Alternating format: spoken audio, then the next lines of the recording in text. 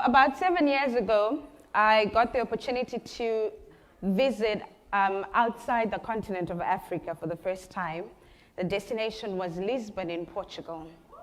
On our way from the airport on the train, a Portuguese lady asked me, "Where are you from?" And I said, "I'm from Zimbabwe in Africa."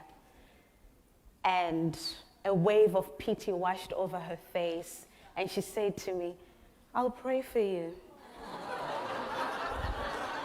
There and then it hit me that I was the object of pity. And why was she pitying me?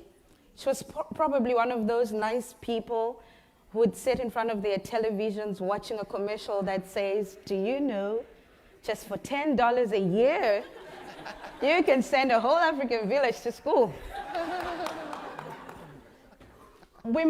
To the world, we must appear like a retrogressive, backward continent infested with disease, war, people who cannot champion their own causes and rely on the charity of foreign aid to get by from day to day.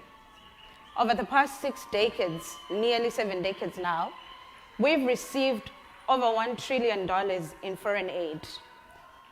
But has that developed our continent? IMF has since acknowledged that aid will not lift Africa. In fact, we're getting poorer. We're retrogressing. What has aid done to lift us? Not very much. But what has aid done instead?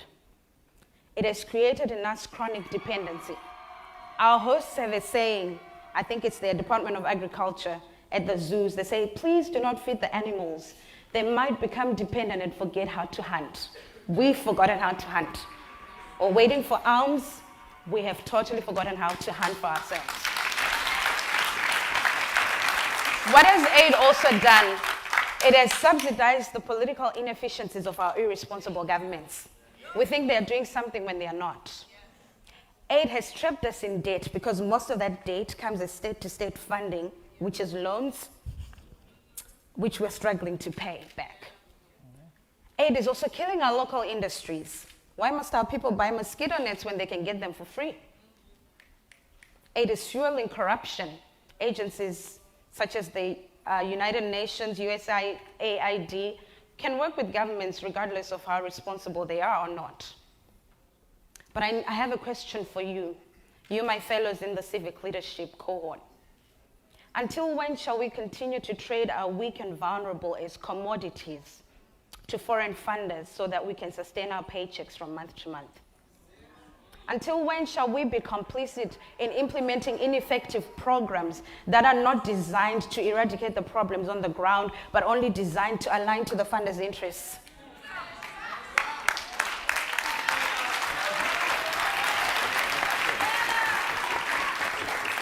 Until when shall we maintain a clean hands policy and not want to do the dirty work of holding our governments accountable for the misuse of our natural resources?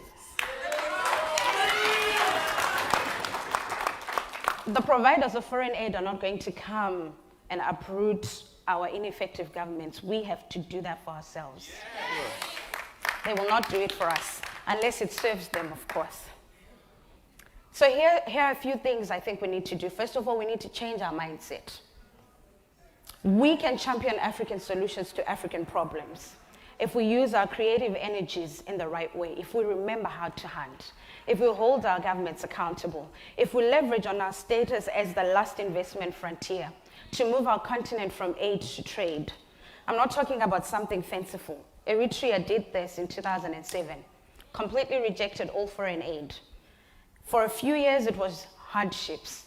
But from 2010 going onwards, the economy started recording growth. 2010, 2011, and they're still on a growth trajectory. Short-term hardship, long-term gain. Rome wasn't built in a day. Ghana is doing this, moving themselves from aid to trade. Our own countries can do this as well. And as for our hosts and everyone else who wants to help us, I would urge you to reconsider the manner and extent and scope of the help you give us. We no longer just want fish. We no longer just need fish. We need you to help us learn how to fish. Some of us already know how to fish. We need to learn the new technology in how to fish better. help us with tech transfer, capacity building. Some of us already have the tech to fish, but we need access to the fish markets. Give us favorable trade deals. We need partnerships.